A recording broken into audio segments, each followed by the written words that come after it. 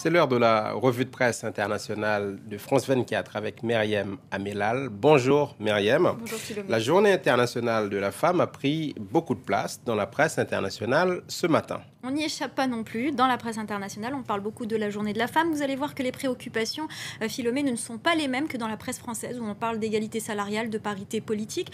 Dans la presse internationale, on parle plus d'accès à l'éducation, de violences faites aux femmes.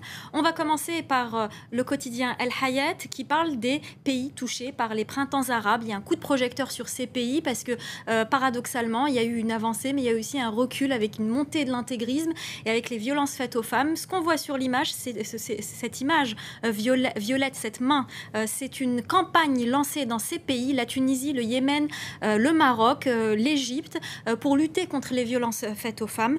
C'est dans ces pays une campagne qui démarre aujourd'hui. L'Égypte où l'inquiétude est de plus en plus forte s'agissant des violences faites aux femmes. Et ce sont des violences assez particulières. Dans le quotidien libanais An-Nahar, on consacre un article à ces femmes égyptiennes, ces militantes féministes qui préfèrent aujourd'hui parler de terrorisme sexuel. Pourquoi terrorisme? Parce que dans le mot terrorisme, il y a une dimension politique et ces femmes se font agresser, place Tahrir, lorsqu'elles manifestent. Pour beaucoup de militantes féministes égyptiennes, c'est une stratégie politique pour les empêcher de prendre part à cette révolution.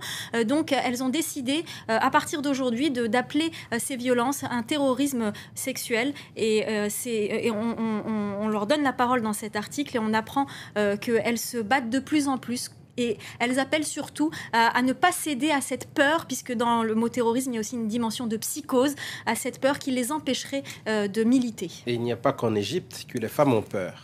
Non, il y a aussi l'Inde, Philomé, l'Inde qui a été touchée par la peur. On se souvient de cette jeune femme violée dans un bus par plusieurs hommes à New Delhi et aux manifestations qui ont suivi. Eh bien, aujourd'hui, la presse indienne lui rend en quelque sorte hommage. D'abord, avec des statistiques, des chiffres, le quotidien The Times of India a donné la parole aux femmes indiennes, notamment originaires de Delhi, en leur posant la question: est-ce que vous vous sentez en sécurité? 94% des femmes de Delhi ne se sentent en danger ou très en danger dans la ville.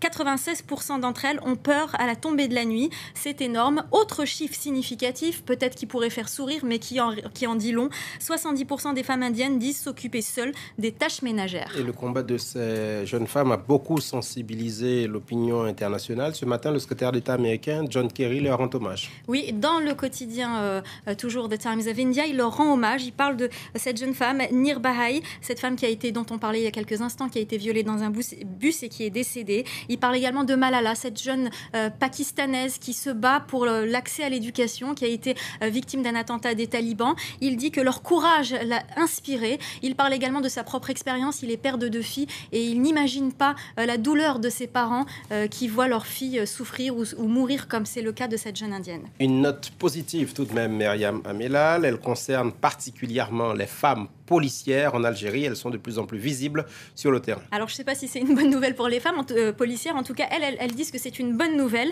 Elles l'ont demandé. Elles veulent aller plus sur le terrain. Et les autorités algériennes leur ont offert une formation identique qu'à celle des hommes. On le voit sur la photo. Une formation aux armes, une formation aussi à la gestion de la foule. Elles en sont ravies. Le quotidien Al-Quds Al-Arabi, le quotidien Pan-Arabe, dit que la situation de la femme algérienne est finalement un peu plus avancée que dans d'autres pays, notamment sur le marché du travail. Merci Myriam Amellal. C'était la revue de presse internationale de France 24.